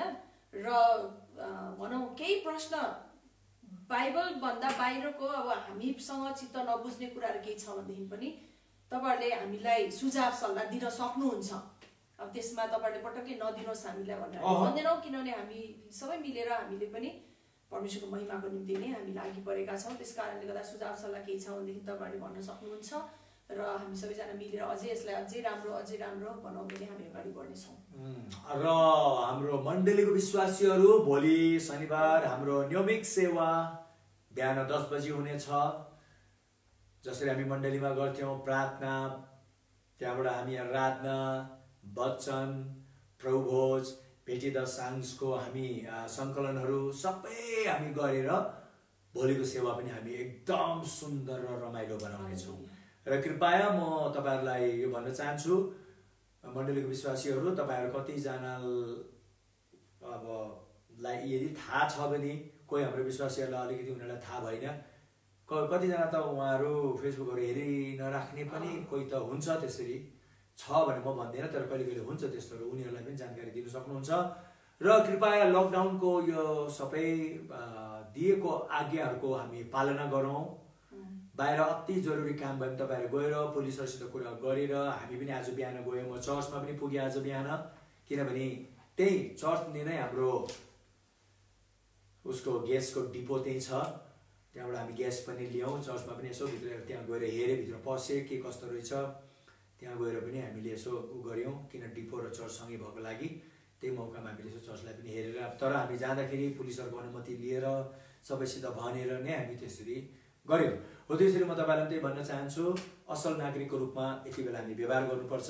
यदि कसैले आज्ञा उल्लङ्घन गरेछ उहाँलाई सम्झाउनुहोस्, उहाँहरूलाई भन्नुहोस् त्यसो नगरिदिनुहोस् भनेर, किनभने हामी सबैजना, किनभने नेपालमा त नै कुरा राम्रो छ, अरू देशमा चाहिँ कस्तो गाह्रो छ। नेपालमा त प्रभुको अनुग्रहमा धेरै कुरा एकदम नै राम्रो पनि छ। अहिलेसम्म चाहिँ हिजो अस्तिसम्मको हिजो जस्तो मैले सुनेको धेरै सङ्ख्या पनि छैन त्यस्तो। काठमाडौँमा 11 जना जति लाइमथन त्यस्तो फेला परे, उनीहरूलाई पनि उपचारमा राखेको छ, निको पनि भइरहेछ। यस्तो थुप्रै कुराहरू राम्रो भइ पनि रहेछ। त्यसले गर्दाखेरि अब हामी चाँडोभन्दा चाँडो त्यसबाट बाहिर आएर नै हामी फेरि परमेश्वरमा हामी फेरि सँगसँगै भेटघाट गरेर हामी रमाउनेछौँ। तर त्यतिन्जेलसम्म दिएको आज्ञाहरूको लागि हामी एकदम हामी आज्ञा पालन गरौँ। र अरू मण्डलीहरूको तपाईहरु कतिजना हाम्रो हेरिराख्नुहुन्छ, शनिबार भोलि आफ्नो मण्डलीको लाइफमा तपाईँ जोडिनु पर्यो। आफ्नो मण्डलीको छोडेर यतातिर गर्नु भएन, किनभने आफ्नो मण्डली प्रति समर्पित हुनु पर्यो हैन। बाइबलमा भनेको छ, तिमीहरूलाई जन्माउने बाउ एकजना खाली हुन्छ, शिक्षक 10,000 होला। हामी तपाईको लागि एउटा शिक्षक होला, तर हामी तपाईको आत्मिक पिता होइन। आत्मिक पिता तपाईलाई जसले आत्मामा जन्माएर हुर्काइराखेको छ। आफ्नै आत्मिक पितालाई छोडेर अरू कतै प्रति आत्मिक पिता भन्दै नकुद्नुहोस्, त्यो बाइबलको विरुद्ध हुन्छ। आत्मिक पिता केवल जसले तपाईँलाई जन्माएर हुर्कायो तपाईँको मण्डली। तर शिक्षा लिनु चाहनुहुन्छ भने त बाइबलमा पावल आफैले भनेको छ 10,000 शिक्षक भए तापनि बाउ चाहिँ एउटै। र त्यो चाहिँ नि को जो पाए त्यो होइन, जसले तपाईँलाई प्रभुमा जन्माएर तपाईँलाई आफ्नो मण्डलीमा हुर्काइराखेको छ। अथवा तपाईँ कतै जन्मिनु भयो होला, अब त्यहाँ सबै छोडेर तपाईँ आएर अब काठमाडौँमा कुनै मण्डलीमा होइन एउटा पास्टरको अब मुनि बसेर तपाईँ हुर्किराख्नु भएछ भने उसलाई तपाईँले एउटा आत्मिक पिताको अधिकार दिनुभएको छ, त्यो ठिकै छ। तर पनि तपाईँको मण्डली हुँदाहुँदै, तपाईँको पास्टर अगुवाहरू हुँदाहुँदै तपाईँहरू अरूप्रति आत्मिक पिता भनेर कुद्नुहुन्छ भने that is totally out of the Bible. त्यो बाइबलको बाहिरको कुरा हो। बाइबलको बाहिरको कुरा गर्नुभयो भने यो अन्यलताको सुरुवात मात्रै नै हो, अझै धेरै डरलाग्दो अन्यल कुराहरू आउनेछ। शिक्षक त तपाईँलाई धेरैहरू छन् संसारमा, कतिजनाको टिचिङहरू मन पर्ला लिनुहोस्, अब हाम्रै मनपर्छ लिनुहोस्, तर हामीलाई आत्मिक पिता बनाउनुतिर नकुद्नुहोस् प्लिज। कति आउँछ मसित, तर मैले अनुमति दिँदिनँ। बाइबलको बाहिर मलाई काम गर्नु मन लाग्दैन। त्यसै कारणले गर्दाखेरि प्लिज आफ्नो मण्डलीसित जोडिएर बलियो साथ अनलाइन सेवा लिनुहोस्। अब तपाईँको मण्डलीको छँदै छैन भने अब तपाईँ जोडिनु सक्नुहुन्छ जहाँ तपाईँलाई मनपर्छ। हामीसित जोडिनुहोस् पनि हामी भन्दैनौँ, तर अब हामी बेलुकी चाहिँ सधैँ आइरहेछौँ 7:30 बजी। तपाईँहरू हामीसित जोडिएर प्रभुको भनौँ न कति इच्छाहरू हामी बुझ्न सक्छौँ। यहाँ एउटा थपिदिनु मन लाग्यो, कस्तो हुन्छ भन्दाखेरि मलाई अस्ति पनि यो कुरा मनमा आएको थियो कि हाम्रो आफ्नो मण्डली भन्ने हुनुपर्छ कि जसरी हाम्रो आफ्नो घर छ नि, जुन घरमा हामी जन्मियौँ, त्यसरी नै आत्मिकी दुनियाँमा पनि हामी जन्मिएको आफ्नो घर, आफ्नो मण्डली, घर आफ्नो मण्डली भन्ने हुनुपर्छ। र यदि तपाईँको आफ्नो मण्डली भन्ने छ भने हाम्रो कर्तव्य के हो? आबद्ध हुने। अहिले हामी यसरी भेला त हुन पाएको छैनौँ, तैपनि मण्डलीले के कुराहरू चाहिँ उपलब्ध गराइदिइरहेको छ। अब अनलाइन सेवाहरू भनौँ होइन, हो यसरी अब कसरी सम्पर्कहरू राखिरहनु भएको छ पास्टरज्यूहरूले, त्यसमा हामी आबद्ध अथवा एकदम कनेक्टेड भएर चाहिँ एकदम जोडिएर रहनु चाहिँ अति नै आवश्यक छ। तर यदि हामी म त परमेश्वर एउटै हुन्छ नि, जहाँ गएन उही परमेश्वर हो, म त कहिले यो मण्डली जान्छु, कहिले त्यो मण्डली जान्छु भने चाहिँ त्यो चाहिँ के हो त? एउटा एकदमै मैले पहिला सानो बेलामा छोराछोरीहरूलाई भन्थेँ कि कहिलेकाहीँ केही नसोधिकन बाहिर कतै जाँदाखेरि मैले भन्थेँ राम्रो एउटा सभ्य परिवारको छोराछोरीले चाहिँ बाहिर कतै जाँदाखेरि आफ्नो आमाबाउलाई राम्रोसँग भनेर जान्छ, नत्र जाँदैन भनेदेखि त त्यो त के हो थाहा छ?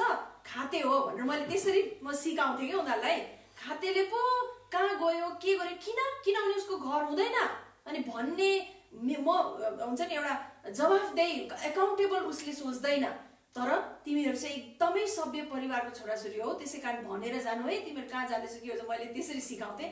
त्यसरी नै एक प्रकारले हाम्रो भनौँ न मण्डली जगतमा पनि हाम्रो मेरो मण्डली, म जन्मेको मेरो पास्टर बुवा भन्ने चाहिँ हुनुपर्छ, हामी एकदमै जवाफदेही हुनुपर्छ। कतिको बानी त्यस्तो छैन, मण्डली डुलेको छ, कहिले यता डुलेछ कहिले उता डुलेछ, ऊ आयो उसपछि कुटुटुटु, एउटाको भविष्यवाणी दियो एउटाको पछि गुटुटुटु कुदेको छ। त्यस्तो व्यक्तिहरू कहिले आशिषमय हुँदैन, कसैले भरोसा पनि गर्न सक्दैन। किन भन्दाखेरि तपाईँको त्यो एउटा क्यारेक्टर, तपाईँको चरित्रमा यो एउटा कुरा पर्न जान्छ। तपाईँ आज यो मण्डली, पछि केही समयपछि त्यो मण्डली, पछि केही समयपछि त्यो मण्डली भयो भने तपाईँको एउटा मण्डली प्रतिको चरित्र ठिक रहेन रहेछ। किनभने एउटा कुरा जान्नु पर्यो, तपाईँ गएको एउटा कारण होला। मलाई संसारमा पनि एउटा सिद्ध परिवार देखाउनुहोस्, संसारमा सिद्ध मण्डली देखाउनुहोस्, एउटा शारीरिक रूपमा तलमाथि त जहाँ पनि परिराखेको हुन्छ। त्यो मण्डलीमा अलिकति तलमाथि पर्यो भन्ने कुरा ठुलो होइन, तर तपाईँमा नै त्यस्तो चरित्र रहेछ कि कतै टिकेर नबस्ने होइन। अब घरै पछि त्यसरी डुल्दै जाने, घुम्दै जाने, अब भनौँ न यो घर छोडेर त्यो घर जाने, त्यो घर छोडेर त्यो जाने, त्यस्तोलाई त एउटा सांसारिक तरिकाले पनि चरित्रहीन भन्छ है। यो हामीले कृपया ख्रिस्टीय चरित्र त्यतातिर पनि हामी एकदम ध्यान दिनु पर्यो। अब तपाईँलाई कहाँ मन पर्यो त्यता जाने, फेरि यता गयो त्यसको विरोध गरेछ, त्यो गयो उता गयो त्यसको विरोध गरेछ, त्यो सबै एउटा क्यारेक्टरलेस विश्वासीहरू हो। तपाईँले आफूलाई एकदम नै म जहाँ छु म चाहिँ दाउद जब साउलको राज्यभित्र थियो, साउलले कति खेदो गर्यो तर दाउद देखलिएन, अन्तमा गएर दाउद सबभन्दा आशिषमय भयो। तपाईँलाई त्यही त हो, तपाईँलाई लागेको छ ल, तपाईँ पछि चर्चै डुल्दै तपाईँ जानुहुन्छ भने तपाईँ आशिषमय हुनुहुन्छ भने तपाईँलाई लागेको छ र त्यो तपाईँ हुने छैन। परमेश्वरले पनि बाइबलमा भनेको छ यो दो मनहरू कहिले आशिषमय हुँदैन, उनीहरू चाहिँ छाल झैँ बत्तियाको जस्तैहरू हुनेछ भने बाइबलले भनेको छ। आज किन यो भन्नु पर्यो भन्दाखेरि कतिजना चाहिँ नि उनीहरूलाई मण्डली धेरै फेर्ने बानी, कुनै मण्डलीमा पनि उनीहरू एउटा अनुशासित रूपमा बस्दैन, भनेको कुरा पनि उनीहरू मान्दैन, जहाँ गए पनि अब उनीहरू यस्तो बानी लाग्यो। र पास्टरजीहरू कतिलाई पनि म यो भन्दछु, त्यस्तो विश्वासीहरू तपाईँले थुपारेर बसेर तपाईँको सेवाकाई खुब फस्टाइरहेछ भने तपाईँलाई लाग्छ भने एक दिन तपाईँले थाहा पाउनुहुन्छ एउटा व्यक्ति आफ्नै घरको हुनु सकेन भने तपाईँको घरको पनि कहिले हुँदैन। जानिहाल्नुहोस्, ऊ व्यक्तिमा त्यो प्रब्लम छ भने ऊ व्यक्तिको त्यो प्रब्लम तपाईँको चर्चमा पनि देखा पर्छ। कोही आउँछ भने बरु मजाले काउन्सिलिङ गर्नुहोस्, एकदमै अनुशासित कुराहरू गर्नुहोस्। म कहाँ पनि आउँछ म त सिधै भन्छ आफ्नो पास्टरसित जानु, कुरा गर्नु, सबै कहिले कहिले त हुन्छ मण्डली फेर्नु पर्ने स्थिति हुन्छ। त्यो स्थिति चाहिँ नै मण्डलीको पास्टर अगुवा लिडर्सहरूबाट नै एउटा अनुमति पाएर जानु एउटा कुरा हो। तर मण्डली चार्ने डुल्ने विश्वासीहरू धेरै निस्केको छन् र कति पास्टर्सहरूले उनीहरूलाई एकदम समेटेर राखेको छ। तपाईँले यो बुझ्नु, यदि स्पिरिचुअल कति कुरा बुझ्नुहुन्छ भने तपाईँले एउटा कुरा जान्नुहोस्, उहाँहरू पहिल्यैबाट ठाउँ ठाउँमा प्रब्लमै भएर घुमिरहेको छ भने तपाईँलाई पनि ग्रेटर प्रब्लम आउन सक्छ। यो चाहिँ सुझाव हो सबैलाई। आउनुहोस् अब हामी प्रार्थना गरौँ, प्रार्थना गरेर प्रभुलाई धन्यवाद दिउँ। भोलिको सेवामा, नियमित सेवामा, भोलि बेलुकीको सेवा चाहिँ हुँदैन, भोलि चाहिँ हामी 10 बजीबाट गर्नेछौँ। मण्डलीको विश्वासीहरू जोडिनुहोस्, कोही तपाईँहरूले यसो सेयर गर्नुपर्ने सेयर गरिदिनुहोस् र उनीहरू सबैजना जोडिएर आशिषमय भएको होस्। आमेन। आउनुहोस् हामी प्रार्थना गरौँ। हालेलुया, हालेलुया, हालेलुया। जीवित पिता, हामी तपाईँलाई धन्यवाद दिन्छौँ, हामी तपाईँको महिमा गर्छौँ, तपाईँलाई उच्चारण गर्छौँ। तपाईँ योग्यको परमेश्वर हुनुहुन्छ, हामी तपाईँको जय जयकार गर्दछौँ। ओ तपाईँको आराधना र महिमा गर्दछौँ। प्रभु आजको दिन हामी प्रार्थना गर्दछौँ, यो अहिले लकडाउनको समयको निम्ति पनि धन्यवाद दिन्छौँ। यसभित्र धेरै अनुशासित कुराहरू भइरहेको छ, यसको लागि धन्यवाद दिन्छौँ। यसभित्र कतिजनाले प्रभु एउटा स्थिर भएर पनि आफ्नो जीवनमा कति गर्नुपर्ने कुराहरू नगरिराखेको हुनाले यो समयले उनीहरूलाई स्थिर पनि तुल्याएको छन्। धन्यवाद प्रभु, हामी यो प्रार्थना गर्छौँ सबै जनताहरूले प्रभु एउटा एकदम नै अहिले जुन भनौँ न आदेश जारी गरिएको छ सरकारले, त्यसमा एकदम आज्ञाकारी भएर बस्नुमा तपाईँले सहायता दिनुहोस्। प्रभु हामी तपाईँलाई धन्यवाद दिन चाहन्छौँ, तपाईँको यहाँ आदर मान सम्मान गर्दछौँ। यति बेला प्रभु हामी तपाईँलाई धन्यवाद दिँदछौँ कि प्रभु तपाईँले भन्नुभएको छ स्वर्ग अब खोलिँदै जाँदैछ, खोलिँदै जाँदैछ, तपाईँको भारी काम यो पृथ्वीमा सुरु भयो। आज तपाईँ प्रभुले हामीलाई तपाईँको धार्मिकता दिएर हामीलाई त्यो धार्मिक बनाउनु भयो र प्रभु त्यो स्थान दिनुभएकोलाई धन्यवाद छ। पिता, म तपाईँलाई धन्यवाद दिन चाहन्छु, म तपाईँको बराबरीमा बस्ने तपाईँले बनाउनु भएको छ।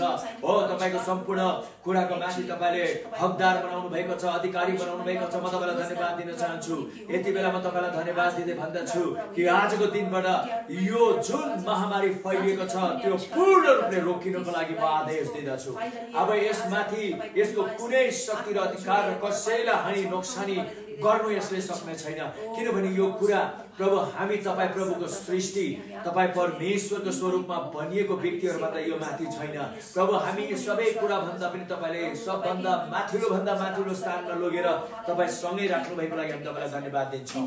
साँच्चै नै प्रभु तपाईँलाई धन्यवाद, तपाईँलाई धन्यवाद, तपाईँको स्तुति होस्, तपाईँको प्रशंसा होस्। साँच्चै नै प्रभु अब यो सबै कुराको अन्त भएर प्रभु अब तपाईँको महिमाको प्रभु ठुलो वर्षा हुँदैछ। मानिसहरू प्रभु फेरि खुसी हुनेछन्, आफ्नो प्रभु आफ्नो जीवनमा फर्केर प्रभु फेरि उनीहरू आफ्नो काम काजहरूमा प्रभु फेरि पनि गर्नुपर्ने कुराहरूमा उनीहरू फर्किनेछन् भनी यो हाम्रो विश्वास छ र म तपाईँलाई धन्यवाद दिन चाहन्छु। यति बेला म प्रार्थना गर्दछु कतिजना गाउँ ठाउँमा गएको छन् प्रभु, उनीहरूको सम्पूर्ण कुराहरूमा प्रभु तपाईँको रेखदेखको लागि धन्यवाद छ। प्रभु हामी प्रार्थना गर्दछौँ जतिजना आफ्नो क्वारेन्टाइनमा बसेको छन् अथवा लकडाउनमा, क्वारेन्टाइनमा, उपचारमा, यो 3 प्रकारको वर्गहरू सबैलाई प्रभु तपाईँ परमेश्वरको भारी उपस्थितिको महसुस भएको हो र प्रभु सबैजनाले अब यो पालोको यो सबै कुरा पछि उनीहरूको जीवनमा भिन्दै कुराहरू महसुस गर्न सकेको होस्, भिन्दै कुराहरू देख्न सकेको होस्, बुझ्न सकेको होस् भने हामी प्रार्थना गर्दछौँ। ओ धन्यवाद प्रभु, हामी तपाईँलाई धन्यवाद दिँदछौँ। हरेक कुराको अब अन्त भएको छ, तपाईँले भन्नुभएको छ चुनिएको जनहरूको लागि यो सबै कुरा तपाईँले छुट्याइदिनु भएको छ। तपाईँको प्रशंसा होस्, तपाईँले छुट्याइदिनु भएको लागि तपाईँलाई धन्यवाद।